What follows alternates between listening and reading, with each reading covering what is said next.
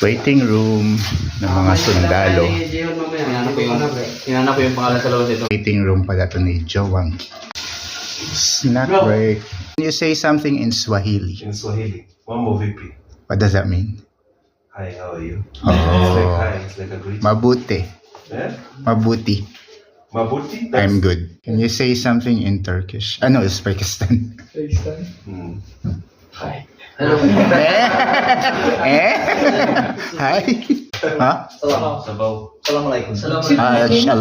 Just salam. Salam. Salam. Salam. Salam. If you say salam alaikum, it's like I wish for you die. We start with A.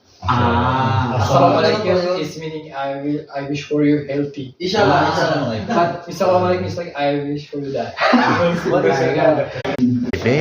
Guys, abangan nyo po si Christian. Napakagaling. Rehearsal pa lang.